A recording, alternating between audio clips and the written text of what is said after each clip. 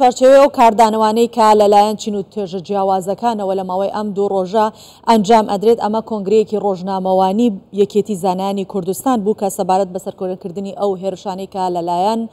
ئێرانەوە بە موشک کراوەتە سەر هەرێمی کوردستان. کۆنگرەیەکی ڕۆژنامەوانی بەڕێوەچوو. بەڵێ بەردەوامین لەگەڵتانە بە گفتوگۆکردن لەگەڵ میوانێکی تایبەت کە شرۆڤەکاری سیاسی و لە سلێمانی و میوانە بێ لەگەڵمانە سەبارەت بەم هێرشانەی کە لەلایەن ئێرانەوە بە موشک دەکرێتە سەر هەرێمی کوردستان. شێروان شەمێرانی وەک ئاماژەم پێکرد نووسەر و شرۆڤەکاری سیاسیە کە لە سلێمانیەوە لەگەڵمانە بێت گفتوگۆ لەبارەی ئەو هێرشانە دەکەین، ئامانجی هێرشەکان و بۆچی ئەو هێرشانە دەکرێتە سەر هەرێمی کوردستان و ئامانج لێ چییە. بەڕێز شێروان، پێش هەموو شتێک بابزانین بە ئامانجگرتنی هەولێر لەلایەن ئێرانەوە چ ئامانجێکی لە پشتە؟ سپاس. بسم الله الرحمن الرحیم. ئەم جارەیان لە ڕابردوو جیاوازترە لە ڕابردووە ئەکرا هەندێ شیکاری بۆ بکرێ، هەندێک هۆکار دیاری بکرێ، بەڵام ئەم جارە چەند هۆکارێکی تایبەتی هەن. هۆکاری یەکەمیان وەڵامدانەوەیەکی ئێرانەکان بۆ فشارخستنە سەرێکی ئەمریکایە سەبارەت بە ئەو بۆردمانانەی ئەمریکەکان بۆ یەمەنیەکان و بۆ سەرحوسیەکان بۆ ئەوەی کەوا هەندێک لەو زەخەمە یان هەندێک لەو فشارەی ئەمریکی و بەریتانیەکان لەسەر حوسیەکان و یەمەن وردە ئەیانەوە بیکەن کەمی بکاتەوە. وەک بڵێ ئێران ئەوێ بڵێ بە ئەمریکا منیش بە شێوەیەک لە شێوەکان ئەتوانم بدەم لە دۆستەکانی تۆیان ئەوانەی کەەوە ئێران بە دۆستی ئەمریکایان ئەزانێ. ئەمە خاڵی یەکەمە. خاڵی دووەمە، خاڵی دووەمیان بۆ گێڕانەوە یان بۆ سنووردانانێکە بۆ ترسێک لەوانەیە ئێران بێوێت ئەگەر فشارێک یان ئەگەر هێرشێکی ئەمریکی یان ئیسرائیلی کرایە سەر ئێران بۆ ئەوەی کەوا لە چواردەوری ئێرانەوە هیچ جۆرە هێزێک نەجۆڵێنرێ لە ڕووی زەمینیەوە بەرامبەر بە ئێران. مەسەلەکە هەولێر پاکستانیش لێدانی ئەو گروپی کە پێ ئەوترێ گروپی عادل لە ناو زەوی پاکستانە هەرچێتە ئەو چوارچێوەیەوە. چۆن ئێستا تورکیا هەندێ هەڵوێستی نێگەتیڤانەی هەیە یان سارد و سڕی هەیە بەرامبەر بە غەزە و بەرامبەر بە فەڵەستین و هیچ فشارێک لەسەر ئیسرائیل دروست ناکا. یەکێ لە ترسەکانی ئەوەیە لەوانەیە ئەمریکەکان پەکەکە بجوڵێنن ئەگەر تورکیا تەدەخل بکات لەو بارودۆخە. ئێران هەمان بۆچوونە ئەوێ سنوورێک بۆ ئەو حاڵەتەدا بنێ لەگەڵ فشار دروستکردنێکە بۆ سەر ئێران. بەڵام لەوە زیاتر بوونی مۆسادیان هەر شتێکی تر ئەوە ئێرانەکانیش خۆیان زۆر قەناعەتیان بەوە نییە. باشە. بەڕێز شێروان، جاری پێشووتریش بە هەمان شێوە بە هێرشی موشکی هێرش کرایە سەر ماڵی شێخباز کە سەرمادارێکی کوردستانە و دواتر دوای کە لیژنەیەک پێکهێنرا ئەوە دەرکەوت کە ئەوێ ماڵێکی خەڵکی سڤیلەوە هیچ بنکە و بارەگای هیچ کەسێکی لێ نییە کە ئێران بە بەبەستی بێت. دیسانەوە لەدەوە هەمان شتی دووبارە کردوێتەوە کاتە هێرشەکانی ئێران تەنیا بۆ سەر ئەو ماڵان و یاخود کەسانی سڤیلە. ئەمە واتای چی ئەگەیەنێت؟ با دووشت بڵێم. یەکەمیان جاری پێشوش ئەو کاتێکەوە بەردومانی ماڵی شێخباز کرا ئەوەمانوت ئێران نایەوێت کەوا هەرێمی کوردستان ببێت بە یەکێ لەو هێزە ئابوووریانەی تەنانەت بۆ فرۆشتنی نەوت و گاز لە ڕۆژهەڵاتی ناوەڕاستە چجای لە جیهان. ئێستا بارودۆخێکی کەمی نەوت یان قەیرانێکی نەوت هەیە جەنگی رووسیا بۆ سەر ئۆکرانیا دروستی کردووە. لە ساڵی ڕابردوو ئەوە بوو کەوا کوردستان ویستی لە ڕێگای قەتەر و تورکیاوە بە یەکەوەکەوە هەندێک گازی کوردستان هەناردەی دەرەوە بکەن بۆ ئەوەی بۆشاییەک دروست بووە لە ئەوروپا بە تایبەت پڕ بکرێتەوە. ئێرانەکان ئەوەیان نەئەویست نووسکەوە خۆیان ئەو بۆشایە پڕ بکەنەوە. ئەمە خاڵی یەکەم. خاڵی دووەم ئەمەش کەوا ئێستا ڕووی داوە هەرەوەیە، یعنی بەشێک لە ئامانجە هامیشیەکەی پەراوێزەکەی بریتە لەوەی کە بۆردومانکردنی ماڵی ئەو بازرگانانە هۆکارێکی بریتە لەوەکەوە ئەو نەوتە ئەوان ئەڵێنکەوە ئەچێتە ئیسرائیل یان بەرەو ئیسرائیل لە ڕۆیانی هەندێک هاو دەنگەکانی ئێرانەکان ئەڵێن ئەو نەوتە لە ڕێگای مینایی بەندەری جیهانی تورکیاوە ئەچێتە ئیسرائیل. ئەوە کوردستان ئەنیرێتە بەندەری جیهان ئەگەر بنێر دەرە لە ڕێگای تەنکرەوە یان هەر شتێکی تر. بەڵام لەوێ چۆن ئەفرۆشری ئەوە مەسئلەیەکی ترە. ئێران پەیوەندیەکی زۆری لەگەڵ تورکیا هەیە، ئەتوانێت لە ڕێگای تورکیاوە ئەگەر ڕاستەکە هیچ جۆرە نەوتێک هیچ جۆرە گازێک سەرۆتێک بە ئیسرائیل نەفرۆشرێ لە ڕێگای زەوی تورکیاوە. کوردستان نەوتی خۆی هەناردەکە. ئەمەوە نەبێ من پاساو بێنمەوە بۆ ئەوەی کەوا قایل بم ڕازی بم کوردستان نەوت بە ئیسرائیل بفرۆشێ، بەڵام بۆ شرۆڤەیەکی ئەوە. خاڵێکی تر ئەوەیە کەوا ئێرانیەکان دیسانەوە ئەیانەوێت بە کوردستانیان بە ئەمریکیەکانیان بە هەر شتێکی تر بڵێن ئێمە قەواعیدێکی ئیشتیباک هەیە نایشکێنین بە معنای ئەوەی ئێران لە 5 شوێنی بەردومان کرد لە دوو شەوی ڕابردوو لە هەرێمی کوردستانە چه فڕۆکەخانە چه قۆنسۆڵەیە چه هەندێک سەربازگەی ئەمریکی چه بنکەی ئاسایش لەگەڵ ماڵی پێشرەوت دزەی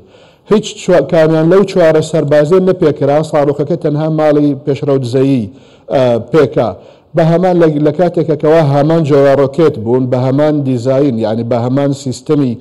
موشک هاوێشتن و بە هەمان ینی لە دوورەوە ئاراستە ئەکرێن و قدرەتی قادر ئەو چوارە نەی پێکات تەنها ئەمە پێکای ئەمە بەڵگەی لەسەر ئەوەیەوە ئێرانیەکان نایانەوێ ڕاستەوخۆ لە ئەمریکەکان بدەن چونکە ئەزاننکەوە ئەمریکەکان وەڵامیان ئەبێت لە هەمان کاتا لە عقلی ئەمریکەکانی شتێ ئەگا ئەزانێ ئەگەر ڕاستەوخۆ لەیان لە دەی ئەوانش کاریان پێێتەوە نییە زۆر لە دۆستەکانیان بەرگری ناکەن. باشە کاتە لێرە پرسیارێک دێتە پێشەوە تا چەندە گرنگە کە هێزی پێشمەرگەی کوردستان بەو چەکە پێشکەوتوانە پرچەک بکرێت و بتوانێت بەرگری لە خۆی بکات لەلایەن هاوپەیمانەکانیەوە. خاڵی یەکەم ئەوەیەکەوە هاوپەیمانەکان هەتا ئێستا بێباکن تا ئاستێک لە پاراستنی هەرێمی کوردستان. ئەمە یەکەمین جار نییە حکوومەتی هەرێم زۆر جار داوای لە هێزەکە هاوپەیمانەکان و ئەمریکەکان بە تایبەت کردووەکەوە یان ئێوە ئەبێ ڕاستەوخۆ ئەو ڕۆکێتانە یان ئەو درۆنانە بخەنە خوارەوە و پارێزگاری لە ئاسمانی هەرێمی کوردستان بکەن چونکە بە ئامانجگرتنی هەرێمی کوردستان بەشێکی زۆری پەیوەندی بە دۆستایەتی یان بوونی ئەو هێزانەوە هەیە لە هەرێمی کوردستانە جا ئەبێ ئەوان بەو کارە هەڵبسن کە پێی هەڵماسن باشە ئێوە جا ئاسمانمان بەنێ بۆ ئەوەی کەوا خۆمان ئەوە زۆر گرنگە بەڵام هەتا ئێستا ئەمریکەکان ئەوەیان نەخستۆتە بواری جێبەجێکردنەوە بەرامبەر بە هەرێمی کوردستان. حاڵێکی تر هەیە ئەوەیە کە یعنی ئەمە بە هەل بگیرێ بۆچی هەماهەنگی نییە لە نێوان هەرێمی کوردستان و تارانیان لە نێوان بەغدا و تارانە خۆ بەغدا و تاران دژمنی یەکتر نین دوو حکوومەتی تەواو دۆستی یەکترن لە ناوچەکە ئەگەر شتێکی وا هەیە ئەتوانێت بەغدا تاران ڕاستەخۆ بە بەغدا بڵێ فلانە شوێن لە هەرێمی کوردستان مۆسادی تایە یان دژمنکارانی ئێمەی تایە ئەبێ لای بەرن یان وای شتێک بکەن یان ئەکرێ هەرێمی کوردستان داوای هەماهەنگی لە ئێران کە ئەگەر ئێوە شتێکی لەو حاڵەتتان هەیە بێن ئێمە ئاگادار بکەن با بەیەکەوە بڕێن ئەوە بکەین نمونەیەک بێنمەوە لە فەڵەستین ئێستا ئەو حاڵەتە هەیە لە کەرتی ڕۆژئاوا دەسەڵاتەکەی محمود عباس زۆر جار جێشی ئیسرائیلی هێشتا ئەو ناوچەی داگیر کردووە بەڵام پۆلیسێکی خۆماڵی هەیە کاتێکەوە ئەزان لە یەکێ لە ماڵەکانە جۆڵەیەک هەیە یان چەکێک هەیە دش بە ئیسرائیلەکە ناڕۆن ڕاستە و خۆ بۆ ئەو ماڵە ئەڵێن بە پۆلیسەکان یان لە فلانە شوێنە شتێک هەیە یان ئێوە بڕۆن یان با ئێمە بڕۆین یان با پێکەوە بڕۆین یعنی ئەو جۆرە هەماهەنگیە گرنگە بۆ ئەوەی ئەوەی کە ئێرانەکان ڕاست بکەن. بەڵێ جەنابەت باس لە هەماهەنگیەکەی جگە لە هەماهەنگی یادداشتی لە یەکتەگەیشتون تەنانەت ڕێککەوتنێکیش هەبووە لە نێوان ئێران و هەروەها عێراق لەبارەی ئەوەی کە لە ڕووی ئەمنیەوە ڕێککەوتنیان کردووە بەڵام لەگەڵ ئەوەیە دەبینین ئێران پێشێلی ئەو ڕێککەوتنانە ئەکات ئەمە واتای چی ئەگەیەنێت؟ ئێران ئێستا باش بارودۆخی ناوچەکە ئەخوێنێتەوە یەکێک لە هەرە شارەزاکان لە عقلی ئەمریکی و ڕۆژ ئاوایە ئێرانەکانن ئەمە ئەگەرێتەوە بۆ ١٠ ساڵی ڕابردوو ئەزانن کەوا ئەمریکا لەکوێ ئەجۆڵێ لەکوێ ناجۆڵێ ئەمان بۆ تاکوێ ئەتوانن بڕۆن تاکوێ ئەتوانن نەڕۆن ئەو بارودۆخەیەکەوە ئێستا هەیە ئەمریکا فشارێکی لەسەرە ترسی ئەوەی هەیە کەوا جەنگی غەزە فراوان بێ ئێرانەکان زۆر بەباشی ئەمە ئەخوێننەوە بۆیە مامەڵەی لەگەڵا ئەکەن نمونەیەک بۆ بێنمەوە لە کاتێکدا جەنگی سووریا باراک ئۆباما بەڕاستەوخۆ بە زمانی خۆی وتی ئەگەر بەشار ئەسەد چەکی کیمیاوی بەرامبەر بە خەڵکی سیڤیلی سووریا بەکارهێنا ئێمە لێ ئەدەین بەڵام ئەوان عقلی ئەمریکان خوێندوتەوە ئەزانن شتیوان ناکە ئەمریکا ڕاستەوخۆ ناچێتە ئەو شەڕانە یەک دوو جار چەکی کیمیاوی بەکارهێناوە ئەمریکەکانیش نەجۆڵان ئەوە حاڵەتێکە هەموو کەس ئەزانێ ئێرانەکان باش عقلی ئەمریکان خوێندوتەوە ئەزانن ئەمریکا ئێستا لەژێر فشارێکایە ترسی ئەوەی هەیە کەوا دوو جەمسەری یان جەنگێکی هەرێمەتی لە ناوچەکە دروست بێ بۆی ئێرانەکان بەو شکڵە هەنگاو ئەنێن و ئەو هەنگاوانش پەیوەندی بە عێراقەوە هەیە عێراق زۆر نەک ئەوە تا ئەو هێرشی کردوتە سەر زەوی پاکستان چ جای عێراق یان چ جای سووریا یان چ جای شوێنێکی تر ئێران بەو شکڵە مامەڵاکە بۆیە ئەڵێم مەسئلەی هەماهەنگیەکی ڕاستەوخۆ با لێکتەگەیشتنێک واژوو بکرێ بەو شکڵە ئێرانەکان بۆیان نییە ڕاستەوخۆ ئەگەر دژمنی ئێرانیش لەسەر خاکی ئێران بێ ینی مۆساد ئێران ئێستا مۆسادی تیا هەیە بەغدا مۆسادی تیا هەیە لەوانە کوردستان مۆسادی تیا هەیە مەسئلەی بوونی دەستگای هەواڵگری لە هەموو شوێنەکانە ئەمە ناکرێتە بیانوو بۆ ئەوەی کەواتۆ هێرشی بکەیتە سەر ئاڵای ئیسرائیلی لە ئەنقەرا هەڵکراوە هەمان پرسیار لە جەنابتان بکەم بەڕێز شێروان لە کاتێکدا کە دەزانین ئەوەی کە شڕۆڤەکاری سیاسی بێت و یاخود پەیوەست بەم پرسە بتوانێت گفتوگۆ بکات دەڵێ ئێران خۆی ڕاستەوخۆ جەنگ لەگەڵ ئەمریکا و لەگەڵ ئیسرائیل ناکات بەڵام بە بیانووی ئەوەی کە پێگەیەکی مۆساد لە شوێنێکە بردومانیەکات بەڵام لەناو هەر هەمویاندا لەو شوێنانی کە بە دیاریکراوی ئەزانن کە مۆساد هەیە پەلاماری ئەو شوێنانە نادەن و لەوێش چالاکیان هەیە بەڵام لەناو کوردستانە بە بیانووی ئەوە کە مۆساد هەیە ماڵی سڤیل دەگرنە ئامانج. ئەوە بێهێزی عێراقا و ئەوانی ژۆک هەموو لە شوێن هەموو لەو جۆرە حاڵەتانە ئەوتری الحەلقە الأضعف ئەڵقەلاوازەکە کوردستان ئەڵقەلاوازەکەیە بۆیە من لە سەرەتا وتم کاتێکەوە کوردستان ئەکرێتە ئامانج خۆی دەوڵەت نییە حاڵەتێکی نێو دەوڵەتیە دروست بووە ئەو حاڵەتە نێو دەوڵەتی ئەبێ نێو دەوڵەتەکان بپارێزن بە قەناعەتی من بەرپرسی یەکەم لە پاراستنی هەرێمی کوردستان بێجگەلەوەی عێراق بێت ئەمریکیەکانن چونکە ئەگەر ئەمریکەکان لە کوردستانە نەبن و ئەو نیشانە پرسیارانەی کەوا لەسەر هەرێمی کوردستان دائەنرێ ئەو نیشانە پرسیارانە بەهۆی غەربەوە و بەهۆی ئەمریکەکانەوە لەسەر هەرێم دانەنرێ ئێران بەو شکلم ئەمەڵە لەگەڵ هەرێمە ناکە باشە کەواتە ئەمریکەکان ئەبێ ئەو پارێزن ئەگەنە کوردستان خۆی بە خۆی لاوازە بۆ لە ئەمبار نادات بۆ نمونە بۆ لە قاعدەی ئەمبار نادا بەو جۆرە ڕۆکێتانە و بالمناسبە ئێستا بارودۆخی ئێران بەرامبەر بەردومانی لە هەولێری لە کردیە سەر هەولێر تەنانەت ئەوانش کەوا جاران دۆستی ئێران بوون لە ناو عەرەبا و پێیان خۆش بوو قەناعەتیان بە هەندێک پرۆپاگەندەی ئەکرد ئەم جارە بە پێچەوانەوەی. باش با سەبارەت بە کاردانەوە نێودەوڵەتیەکان قسە بکەین. ئەم کاردانەوانەی کە دەیبینین بە شێوەی ڕاگەیەنرا و ئیدانەکردن یاخود ئەو کۆبوونەوانەی کە سەرۆکوەزیرانی هەرێمی کوردستان ئێستا لە داڤۆس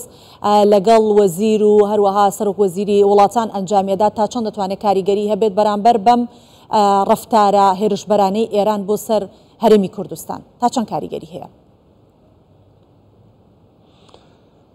خوشکی بەڕێزم ئەوە تەنها بۆ مەسئلەیەکی معنەویە بەرامبەر بە هەرێمی کوردستان و بۆ ڕاگررتنێکی حاڵەتی دەرونی و حاڵەتی معنەوی هەرێمی کوردستانە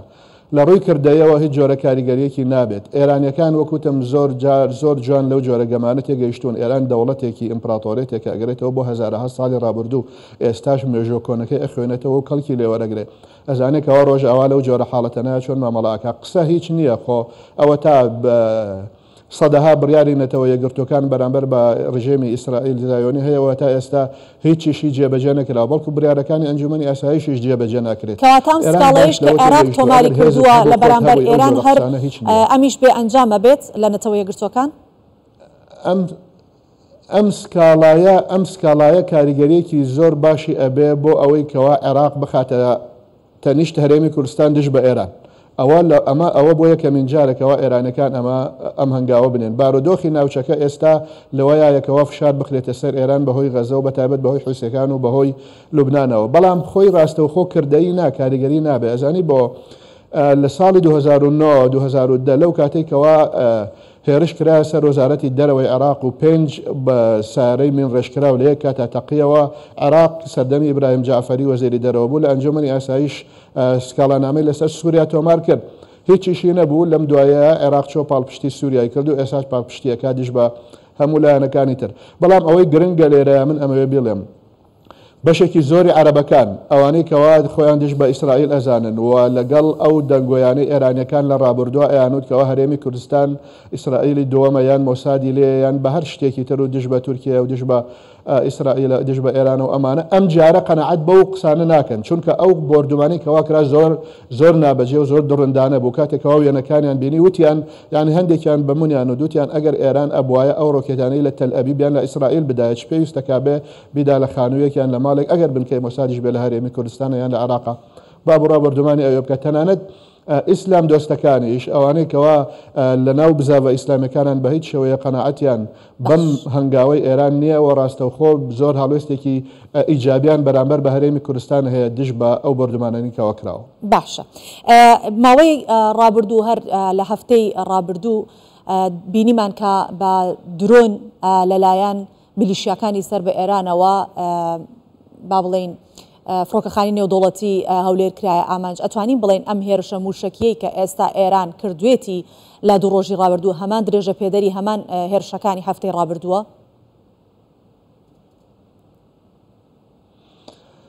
نەخێر ئەمە جیاوازە ئەوانەی پێشوو بەشێکی ترن و ئەمەی ئێران بەشێکی ترە ئەمە ئێران هەڵوێستی دەوڵەتە ومن بقناعتي من تنها سوای پاسدارانە پێ ناچێکەوە دەوڵەتی فەرمی ئێرانی ئاگای لەمە بێ کاڵێم دەوڵەتی فەرمی ئەگەر چی وەزیری دەرەوە خۆی بۆ خۆی بەرگری لەیەکا بەڵام کاتێکەوە قسێکی لە داڤۆس دوێنێ تەماشای دەموچاوی بکەی دەموچاوی یەک پارچە سوور بوو کاتێ ئەیوکەوە مۆساد لە هەرێم هەیە و ئەمانە لە حاڵەتێکی نائاساییە بۆ ڕۆ لەبەرەوە سوپای پاسداران خۆی بۆ خۆی دەوڵەتێکە لەناو ئێرانەوە ڕاستەوە خۆ پەیوەندی بەڕابەری گشتی ئێرانیەکانەوە هەیە بۆیە ئەم مەسئلەیە تەنها ئێرانەکانیش خۆیان ئاگایان لێی نییە. باشە ئەم هێرشانە کاریگەریە کاتە سەر پێگەی هەرێمی کوردستان؟ بە ئیجابی من قەناعەتم هەیە بە ئیجابی ئەشکێتەوە بەڵام بە شێوەیەکی زۆر عەقڵانە مامەڵەی لەگەڵا بکرێ یعنی من ئەمەوێ ئاماژە بە شتێک بکەم یعنی هەندێک هەڵوێستی هەرێمی کوردستانیش هەیە پێویستەکە کەوا ڕوونتر بێت یعنی ڕوونتر بێ و لە ناوچەی خۆڵەمێشیان نمێنێتەوە بە تایبەت ئەوەی کەوا پەیوەندی بە هەرێمی بە ئەو ڕووداوانەی ئێستاوە هەیە کەوا لە ناوچەکەیە هەیە مانەوە لە ناوچەی خۆڵەمێشی گومان دروست دەکات ئێستا تورکیا بەو دەنگە بەرزەی کەوا هەیبوو لە ساڵان و لە مانگەکانی لە ساڵانی ڕابردوو بەرامبەر بە ئیسرائیلیان بەرامبەر بە فەڵەستینەکانیان بەرامبەر بە هەندێک شتی تر ئێستا ئەوەنە کزۆڵە بۆ هەموو کەس یعنی بۆتە مایەی تانە لێدان لەلایەن تەنانەت دۆستەکانی شێوە و نیشانەی پرسیارێکی خراوەتە سەرکەوە تورکیا پێچە هەر لە کۆنەوە لەگەڵ ئیسرائیل ڕێک بێ ئەمە مەبەستم ئەوەیە کە هەرێمی کوردستان لە هەندێک شتا پێویستە ڕێک بێ یعنی جەریدەیەکی ئیسرائیلی لە هەفتەی ڕابردوو جەریدەی جێرۆسالیم پۆست تایمزی ئیسرائیلی هەندێک شتی بڵاو کردەوە یعنی حکوومەتی هەرێمی کوردستان پێویستە زیاتر بە ئاگابێ متابعی ئەو جۆرە شتانە بکە کەوا لەسەر هەرێمی کوردستان ئەوترێ و ڕاستەوخۆ ڕوونکردنەوە بدا وەڵامی بدا ئەوانەی کەوا لەو ڕۆژنامەیانە بڵاو ئەکرێنەوە لەلایەن نزیکەکانی ئێرانەوە زۆر باس ئەکرێن و بڵاو ئەکرێنەوە و تەبەنی لەسەر ئەکرێ و ڕای گشتی بەرامبەر دروست ئەکرێ بۆیە ئەگەر هەرێمی کوردستان بەهێمنی و بەجددی ئەم جارە بەجددی مامەڵە لەگەڵ ئەم بارودۆخە بکات بە ئیجابی ئەشکێتەوە بۆ سەر هەرێم. باشە بەڕێز شێروان ئێستا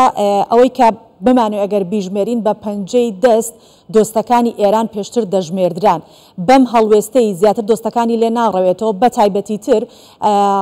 ئەو کۆبوونەوەی کە بڕیار بوو لە داڤۆس ئەنجام بدرێت لەلایەن سەرۆکوەزیرانی هەرێمی کوردستان و هەروەها سەرۆکوەزیرانی عێراقەوە لەگەڵ وەزیری دەرەوەی ئێران هەڵوەشێنرایەوە ئەمە پەیامێکی ڕوون و ڕەوانی تایە بۆ ئێران کە عێراق دۆستێتی لە هەمان کاتشا لەگەڵ ئێران لەگەڵ کوردستان پەیامێکی ڕوونە ئەمە پەیامێکی ڕوونە بۆ ئێرانیەکان بەڵام لە هەمان کاتا پەیامێکی یەکلاکەرەوە و یەکجاری نییە وا لە ئێرانەکانەکەەوە هەڵوێستەیەک بگرن بەڵام لە کۆتایە ئێرانەکان ئەزانن ئەو حاڵ ئەوە ئەڕەوە سوودانیش ناتوانێت زۆر لەسەر ئەو مەسئلەیە بڕوە ئێمە بزانین حەیدەر عیبادی ویستی هەنگاوێکی لەو جۆرە بنێوە ڕوو بە عەرەبەکان بڕەوە هەندێک عێراق دروست بکە ڕاستەوخۆ لایەندا ئەزانین کەەوە سەرۆکوەزیران لە عێراقا چۆن دائەنرێەوە کێ دایئەنێ ئەوەی هێزانێکەوە دایئەنین کێن بەڵام لە کۆتایی یاوا لە ئێرانەکەکەەوە هەڵوێستەیەک بکە و من وا ئەزانم ئەمە لە ناو ئێرانە زیاتر ئاژاوە دروست ئەکا لە ناو ئێرانە زیاتر دەنگەدەنگ و مناقەشە و مشتومە دروست ئەکا چونکە ئەم جۆرە هەنگاوانە زۆر جارۆکوتم سوپای پاسداران ئەینێ بەتەنها زۆر جار ئەم هەنگاوانە سوپای پاسداران بەتەنها ئەم هەنگاوانە ئەنێ بێ ئەوەی بگەڕێتەوە بۆ وەزارەتی دەرەوە ئێران بێ ئەوەی بگەڕێتەوە بۆ وەزارەتی بەرگری ئێران بێ ئەوەی بگەڕێتەوە تەنانەت بۆ سەرۆکۆماری ئێرانیش. بەڵێ ئێمە سپاس دەکەین بەڕێز شێروان شەمێرانی نووسەر و شرۆڤەکاری سیاسی لە سلەیمانیەوە میوانمان بوویت سپاس.